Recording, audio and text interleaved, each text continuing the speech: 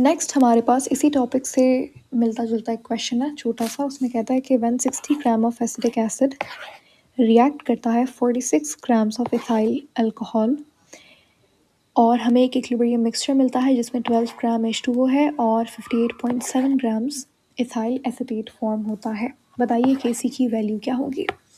सो वही सेम चीज़ आप यहाँ पे करेंगे। पहले आप इनिशियल कंसंट्रेशन लेंगे और फिर आप एट इक्विलिब्रियम क्या कंसंट्रेशन बनेगी। ये कंसंट्रेशन जो होती है ये मोल्स में होती है। तो इस क्वेश्चन में छोटी सी प्रॉब्लम ये है कि आपको मैसेस गिवन है, इसका मतलब नंबर ऑफ मोल्स आपको खुद फाइंड करने होंगे। सो उस पे आते हैं, लेकिन उससे पहले इनिशियल कंसंट्रेशन तो हम चलो इसकी 1 इनिशियल कंसंट्रेशन मान लेते हैं और इसकी भी 1, ठीक है। और प्रोडक्ट इनिशियली क्या होता है 0। अब हमें इक्विलिब्रियम पे क्या कंसंट्रेशन होगी वो लिखना पड़ेगा, ठीक है। उसके लिए ये जो मैसेस है इससे आप नंबर ऑफ मोल्स फाइंड करेंगे। सो स्टोइकियोमेट्री में आपने एक फॉर्मूला पढ़ा होगा नंबर ऑफ मोल फाइंड करने का। सो नंबर ऑफ मोल्स अगर फाइंड करने होते हैं तो गिवन मास को डिवाइड किया जाता है उसके एटॉमिक मास से, अगर आप एक एलिमेंट का नंबर ऑफ मोल्स फाइंड करना चाह रहे हैं, या फिर मॉलिक्यूलर मास से अगर आपके पास एक कंपाउंड है या फिर मॉलिक्यूल है। एग्जाम्पल के लिए, एग्जाम्पल क्या, अभी हमें ये सारे मोल्स यहाँ पे फाइंड करने होंगे। सबसे पहले हम एसिटिक एसिड का निकालते हैं। तो एसिटिक एसिड का, ये एसिटिक एसिड नंबर 1 है। इसका गिवन मास क्या है, गिवन मास है 60, ठीक है। और इसका मॉलिक्यूलर मास क्या होता है एसिटिक एसिड का, फॉर्मूला हमारे पास गिवन है। मॉलिक्यूलर मास कैसे निकालेंगे, देखो CH3COOH, ये इसका फॉर्मूला है, राइट। सो इन सब के एटॉमिक मासेस को आप ऐड करेंगे तो आपके पास मॉलिक्यूलर मास मिल जाएगा एसिटिक एसिड का। जैसे एक का मैं करके दिखाती हूँ। जैसे कार्बन का मास क्या है 12 ग्राम्स, प्लस 3 हाइड्रोजन है तो 3 आ गया यहाँ पे, कार्बन 12, ऑक्सीजन 16 प्लस 16 प्लस 1, ठीक है, हाइड्रोजन 1। सो यहाँ पे इसका मास क्या आएगा 16 ग्राम्स। सो एसिटिक एसिड का मॉलिक्यूलर मास भी 60 होता है। इनको डिवाइड करेंगे तो नंबर ऑफ मोल्स कितने आ गए 1। इसका मतलब ये है कि एसिटिक एसिड का नंबर ऑफ मोल्स कितने आए हैं 1, ठीक है। आगे चलते हैं। सेकंड हमारे पास है इथाइल अल्कोहल यानी कि इथेनॉल। इथेनॉल का गिवन मास कितना है 46 और इसका एटॉमिक मास आप खुद फाइंड कीजिएगा। जैसे ये कार्बन 2 है, H5 है, ऑक्सीजन और हाइड्रोजन, इन सब के एटॉमिक मासेस को ऐड करो, आपके पास आंसर 46 ही आएगा। और इसके भी नंबर ऑफ मोल्स कितने आ जाएंगे आपके पास 1 मोल, ठीक है। नंबर 3 पे है हमारे पास, एक सेकेंड, नंबर 3 पे हम H2O ले लेते हैं। H2O का इन्होंने मास दिया है 12, ठीक है। सो ये आ गया इसका गिवन मास 12 और इसका एटॉमिक मास या फिर मॉलिक्यूलर मास H2O का क्या होता है 18 ग्राम्स, ठीक है। इसको यहाँ पे डिवाइड करेंगे, आंसर आ जाएगा रफली 0.66 के, ठीक है। तो 0.66 मोल्स होंगे H2O के। एंड लास्ट हमारे पास जो है वो ये रहा इथाइल अल्कोहल। अब इथाइल अल्कोहल का गिवन मास कितना है 58.7, ठीक है। और इसका मॉलिक्यूलर मास कितना होगा 88, ठीक है। मोल्स कितने आएंगे इसके भी 0.66 मोल्स ही आएंगे। तो ये हमारे पास आ गए सबके मोल्स, यानी कि कंसंट्रेशन हमने निकाल ली। अब यहाँ पे आप पुट करेंगे सिंपली। पहले तो देखो, आप पहले प्रोडक्ट के जो कंसंट्रेशन होती है वो लिखते हो, यानी कि कितनी कंसंट्रेशन हमारे पास 0.66 और ये भी 0.66, यानी कि आपने जो कंसंट्रेशन ली है बेसिकली वो आपने मोल्स की फॉर्म में ली है और मोल्स हमने खुद इतनी मेहनत से यहाँ पे फाइंड किए। अब यहाँ पे डायरेक्टली आप ऐसा नहीं करोगे कि मैम यहाँ पे 1 आ रहा है तो यहाँ पे 1 पुट कर दे, नहीं। इफ़ यू रिमेंबर, जो अभी हमने थोड़ी देर बात की पहले, कि केमिकली आप कैसे इक्विलिब्रियम को रिकग्नाइज करते हो, तो यहाँ पे आप जो भी इनिशियल कंसंट्रेशन है उसमें से माइनस करोगे जो यहाँ पे वैल्यू होती है उससे। जिसका मतलब ये है, जैसे मेरे पास एसिटिक एसिड है, तो इक्विलिब्रियम पे इसकी कंसंट्रेशन कितनी हो जाएगी, 1 मोल माइनस 0.66। इसी तरीके से ये भी 1 मोल है, तो ये हो जाएगा 1 माइनस 0.66।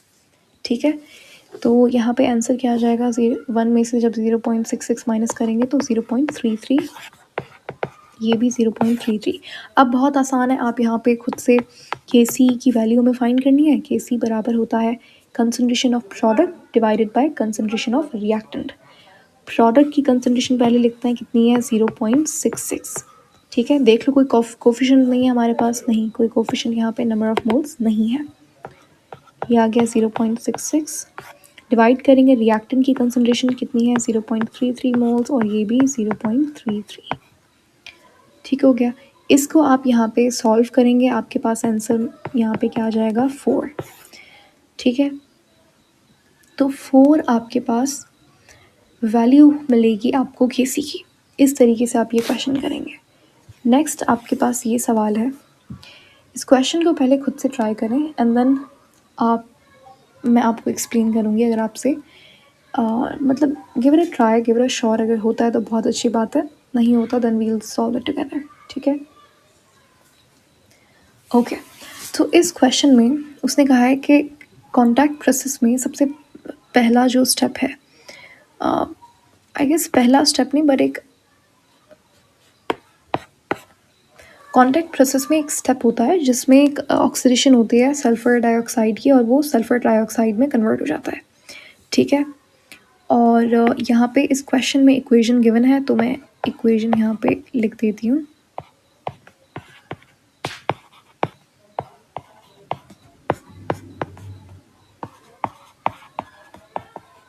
ठीक है, तो ये आपके पास सवाल है, कॉन्टैक्ट प्रोसेस का जो एक असेंशियल स्टेप है उसमें ऑक्सीडेशन होती है सल्फर डाइऑक्साइड की, और वो सल्फर ट्राइऑक्साइड बना लेता है। ये सवाल है, उसमें कहता है कि अगर आपके पास इस एक एक्सपेरिमेंट आप करते हो और उसमें सल्फर डाइऑक्साइड के 5 मोल लेते हो आप, और ऑक्सीजन के 4 मोल्स हैं, और सल्फर ट्राइऑक्साइड के 2.8 मोल्स आपको मिलते हैं present at equilibrium state. Volume हमें गिवन है 2 डेसीमीटर क्यूब। एक फ्लास्क है, उसमें ये रिएक्शन हो रहा है जिसका वॉल्यूम 2 डेसीमीटर क्यूब है। बताइए Kc की वैल्यू क्या होगी।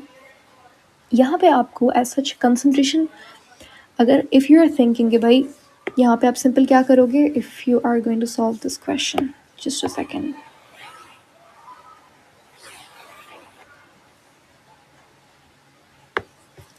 इस क्वेश्चन को हम यहाँ लिख लेते हैं। Okay perfect. देखो, अगर आप ये सोच रहे हैं कि अच्छा इसे हमें सॉल्व करना है, पहले हम इनिशियल लिखेंगे एंड देन उसके बाद एट इक्विलिब्रियम क्या कंसंट्रेशन आएगी, मोल्स में ही कंसंट्रेशन गिवन है। चलो यहाँ पे 1 1 और ये 0 लिख लेता है, इनिशियली 0 ही होती है प्रोडक्ट की कंसंट्रेशन, समझ में आता है। इक्विलिब्रियम पे कंसंट्रेशन हमें गिवन है, ये 5 मोल हैं, कितने, 5, तो ये 5 आ गया यहाँ पे 4 आ गया, और ये 2.8 आ गया। जल्दी से Kc की वैल्यू निकाल लो। सो ये गलत हो जाएगा, ऐसा नहीं करना। यस कंसंट्रेशन उसने दी है, हमें मोल्स दिए हैं, बट हियर वी गो, हमें उसने वॉल्यूम भी दिया है। सो जो कंसंट्रेशन होगी इन तीनों कंपाउंड्स की, वो डिपेंड करेगी आपके पास वॉल्यूम पर भी। ठीक है, जिसका मतलब ये है जब आप कंसंट्रेशन फाइंड करेंगे, जैसे सल्फर डाइऑक्साइड की, तो यहाँ पे मैं पहले सल्फर डाइऑक्साइड की बात करते हैं। सो अगर मेरे पास यहाँ पे मुझे कंसंट्रेशन पता लगाना है, सो आप जो मोल्स गिवन है उसको, कंसंट्रेशन का यूनिट क्या होता है, मोल पर डेसीमीटर क्यूब। ठीक है, डेसीमीटर क्यूब वॉल्यूम का ही यूनिट है। मोल हमें गिवन है, डेसीमीटर क्यूब हमें गिवन है, तो आप कंसंट्रेशन पहले फाइंड करोगे फिर पुट करोगे, ये गलत हो जाएगा। ठीक है, डोंट डू दैट। क्लियर होगी बात। बस ये छोटा सा पॉइंट था इस क्वेश्चन में, जो एक अच्छा पॉइंट था, एडिशनल पॉइंट था। ठीक है, अदरवाइज अगर आपके पास कंसंट्रेशन वॉल्यूम नहीं गिवन, तो आप सिर्फ मोल को, जैसे हमने इस क्वेश्चन में किया था, आप डायरेक्टली मोल को भी पुट कर सकते हो। ठीक है, सो अब क्योंकि वॉल्यूम गिवन है तो आप कंसंट्रेशन निकालेंगे। कितने मोल्स हैं सल्फर डाइऑक्साइड के, 5 मोल्स, वॉल्यूम कितना है 2, तो आपके पास यहाँ पे कितनी कंसंट्रेशन आ जाएगी, 2.5 मोल पर डेसीमीटर क्यूब। उसके बाद है ऑक्सीजन। ऑक्सीजन की ऑक्सीजन के मोल्स हैं 4, वॉल्यूम है 2, तो ये 2 मोल पर डेसीमीटर क्यूब, ये कंसंट्रेशन आ गई ऑक्सीजन की। थर्ड पे है आपके पास सल्फर ट्राईऑक्साइड, जिसके नंबर ऑफ मोल्स हैं 2.8 और वॉल्यूम कितना है 2। इसको सॉल्व करेंगे 1.4 डेसीमीटर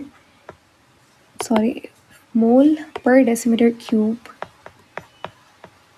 आ जाएगा यहाँ पे कंसंट्रेशन सल्फर ट्राईऑक्साइड की, ठीक है।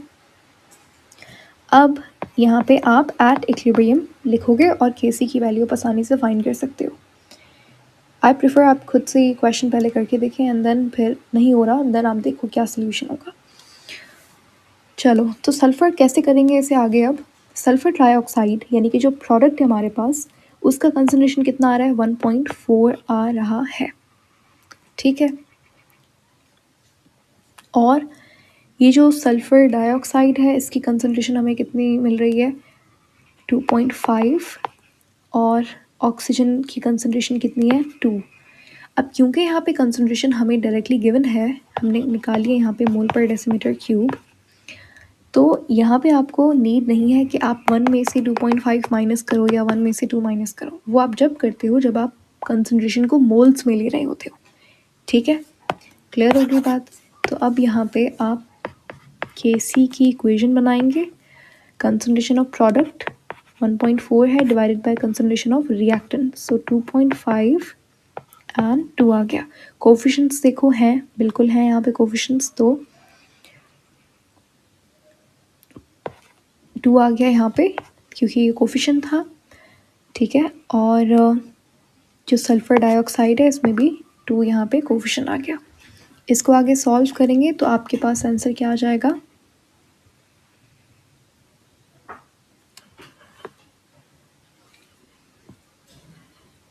देखो 1.4 का ऑलमोस्ट कितना आएगा 2 आ जाएगा इसका स्क्वायर, और 2.5 का 6.3, 2 एज इट इज़ रहा, 2 से 2 कैंसिल, 1/6.3 आ गया, ठीक है।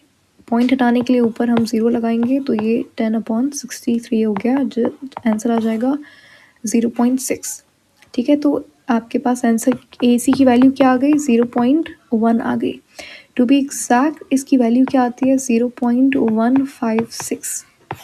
और ये आपका होमवर्क है, आपका टास्क है कि आपने यहाँ पे मुझे यूनिट बताना है Kc का। यूनिट ऑफ Kc क्या होगा इस इक्वेशन के लिए।